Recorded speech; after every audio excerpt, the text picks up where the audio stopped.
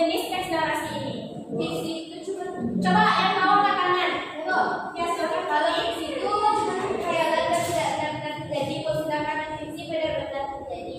Fiksi merupakan khayalan dan tidak benar-benar terjadi, sedangkan non-fiksi merupakan teks yang benar-benar terjadi, kejadian yang benar-benar terjadi. Apa contoh dari teks fiksi? Dongeng, Bu. Ada dongeng. Apa lagi? Cerpen, Bu. Cerpen. Apa lagi? Novel. Oke, teks non-fiksi. Apa aja contohnya? Biografi. Teks berita. Dan kalangan ilmiah lainnya. Oke, minggu kemarin kita udah belajar mengenai cerpen. Hari ini Ibu mau kita akan mempelajari yaitu materi tentang dongeng. Oke, karena Ibu. Nah, sebelum itu Ibu akan membacakan tujuan pembelajaran kita. Tujuan pembelajaran kita hari ini yaitu yang pertama, memahami isi teks atau ide pokok gagasan suatu pesan lisan, informasi dari media audio yang didengar, dan instruksi lisan yang berkaitan dengan tujuan berkomunikasi. Nah, nanti anak-anak Ibu akan mencari tahu ide pokok dari sebuah teks narasi yang akan dibacakan. Kemudian yang kedua, memahami isi teks narasi yang dibacakan dari media audio. Nah, nanti Ibu akan anak-anak Ibu akan menyaksikan sebuah video, dan nanti anak Ibu akan memahami isi dari video tersebut. Ya, silakan Pak. Yang ketiga, memaknai isi teks narasi yang dibacakan atau dari media audio. Nanti anak Ibu akan memaknai dari video tersebut. Oke, tadi kita akan mempelajari mengenai dongeng.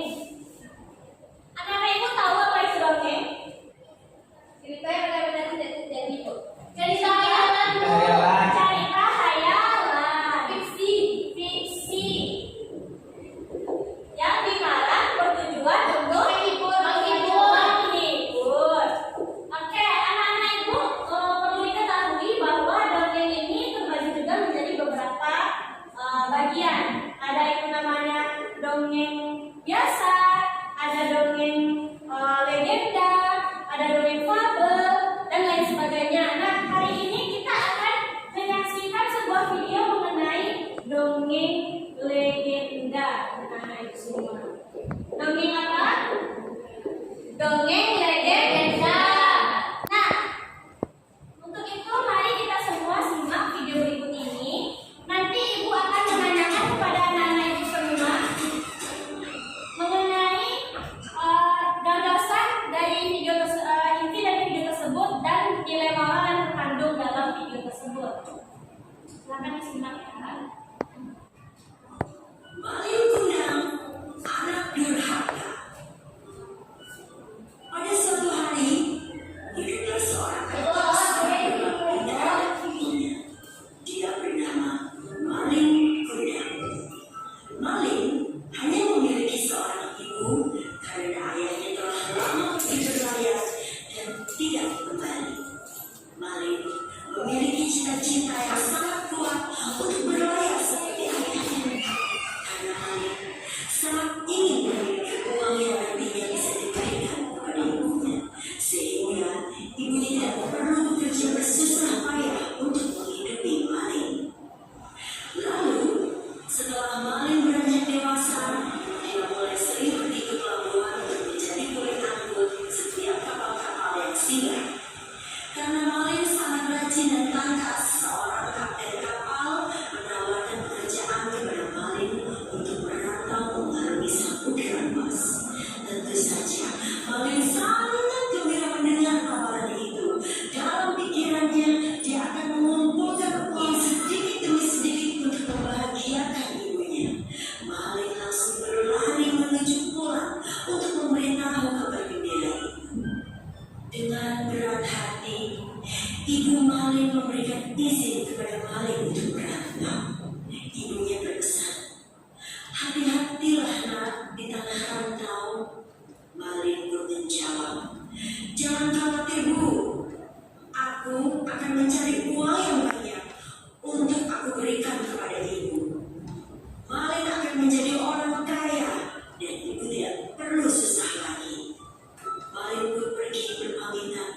dengan air mata ibunya yang berlinang. Sejak kepergian Malin merantau, ibunya selalu bertumbuh di dunia pantai dan berlari menghampiri setiap kapal yang sandar di pelabuhan. Tapi bertahun-tahun lamanya tidak pernah ada kapal datang membawa Malin. Hingga suatu saat, setelah 10 tahun berlalu, pada sebuah kapal yang sangat besar berlabuh. Semua orang datang ingin melihat kapal yang indah itu. Penduduk pesisir pantai berkata bahwa kapal itu adalah milik dari pemuda kaya raya yang sedang membagi-bagikan uang untuk orang miskin di kampung itu. Mendengar hal itu, Ibu Malin yang sudah tua renta itu berjalan tergesa-gesa menuju pelabuhan. Betapa terkejutnya ketika Ibu Malin Kundang melihat sepasang suami istri yang sedang membagi-bagikan uang itu. Ternyata itu adalah anak laki-lakinya, yaitu Malin Kundang. Ibunya sangat yakin karena Malin Kundang memiliki tanda lahir di tangannya. Ibu Malin segera memeluk Malin Kundang sambil menangis dan berkata, "Malin Kundang, anakku, akhirnya engkau pulang, nak." Tapi di luar dugaan, istri Malin Kundang itu bertanya, "Siapakah ibu tua yang nampak miskin itu?" Bukankah Malin Kundang pernah berkata pada istrinya, dia hidup sebatang kara karena kedua orang tuanya sudah meninggal? Mendengar pertanyaan dari istrinya, Malin Kundang malu dan berusaha menutupi kebohongannya dengan menghardik dan menyingkirkan pelukan ibunya sampai ibunya terlempar dan terjatuh. Dia berkata, "Siapa kau? Berani-berani mengakui aku sebagai anakmu? Mana mungkin aku mempunyai ibu yang miskin sepertimu?" Dengan cepat, Malin meminta kepada anak buah kapal mengusir ibunya sendiri turun dari kapal. Menerima perlakuan yang teramat kasar dari anaknya, Ibu Malin Kundang sangat marah dan sakit hatinya. Dia pun meminta kepada Tuhan dan berdoa, "Ya Tuhan, Engkau Maha Penguasa, dengarlah permintaan hamba-Mu ini. Seandainya dia bukan Malin Kundang anakku, maka berikanlah dia keselamatan, kebahagiaan, dan umur yang panjang. Tapi seandainya dia adalah benar-benar Malin Kundang anakku, maka aku kutuk dia menjadi batu." Seketika langit bergemuruh, awan menjadi hitam, dan turun hujan yang sangat deras. Datanglah badai yang menerjang kapal Malin Kundang. Saat itu tiba-tiba Malin merasa bersalah. Dia teringat akan perlakuannya terhadap ibunya. Tapi maaf, sudah terlambat. Kapal itu tenggelam karena badai yang sangat hebat. Dan konon Malin Kundang berubah menjadi sebuah batu karena berani dan durhaka pada ibunya.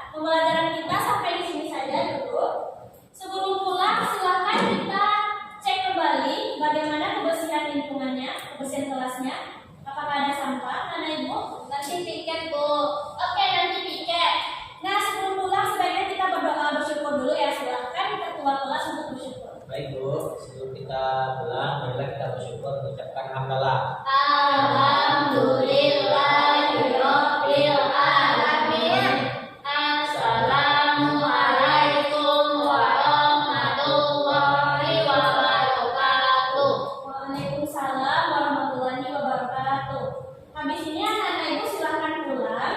Jangan ada yang berkeliaran ya. Langsung pulang dulu, ganti baju, makan. Jangan ada yang main-main ya. Ya, Bu. Ibu pulang dulu. Makasih, Bu. Iya,